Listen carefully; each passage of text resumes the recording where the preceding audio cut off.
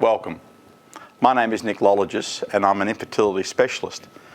I've been practicing medicine for 45 years and most of those years have been devoted to helping infertile couples realise their dream.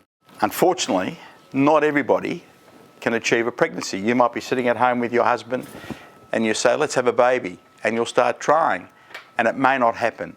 And this occurs in 1 in 6 couples. 15% of the population can't achieve a pregnancy. You go off to the doctor, the GP or the specialist, and they will help you. But before you do that, just examine your life. Are you happy? Are you in the right mental frame of mind? Lots of my patients come back from a holiday and they conceive.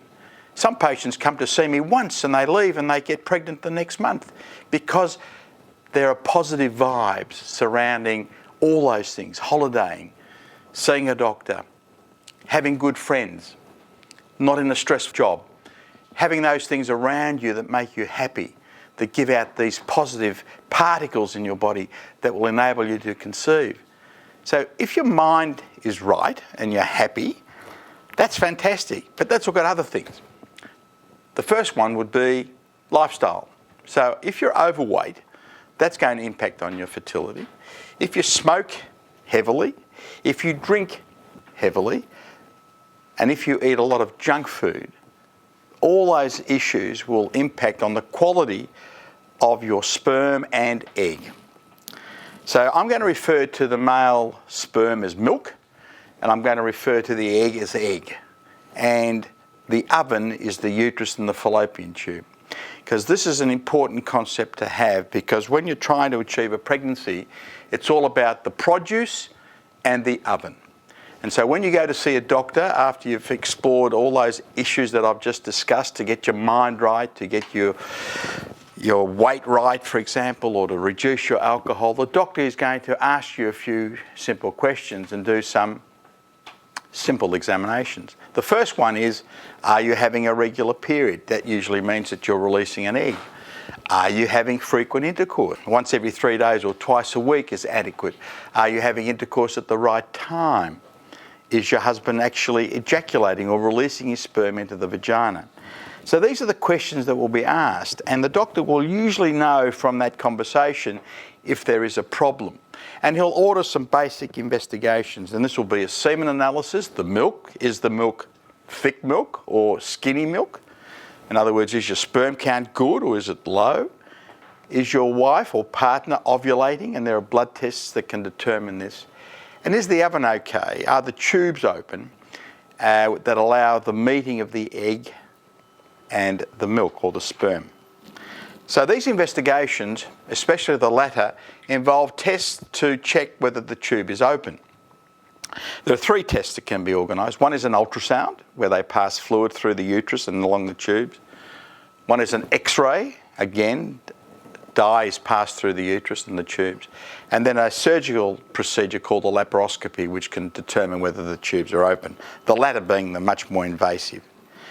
But the basic physiology of achieving a pregnancy is this: you have intercourse and your husband, partner, deposits sperm in the vagina at 135 miles an hour. Isn't that fantastic? And the sperm shoots up into the uterus and the sperm make their way into the fallopian tube.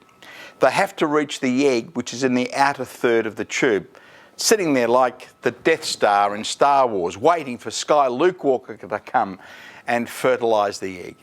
And once the sperm gets to the egg, it is moved by the little finger processes in the tube, along the tube into the uterus where it implants. And that takes about 5 days. And for 85% of the population, this will occur within 12 months of trying for a pregnancy. But alas, in 15% it doesn't happen. And our investigations will determine the reason for this. Maybe the tubes are blocked. Maybe the sperm count is very low. Maybe the patient isn't ovulating or releasing eggs. So we have therapies for all those situations. There's always a solution.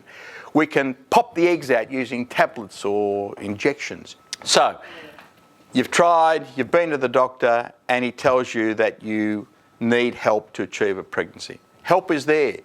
There's no doubt about that. There are plenty of doctors who have the expertise and the experience. But will they manage you appropriately? And that's the key issue.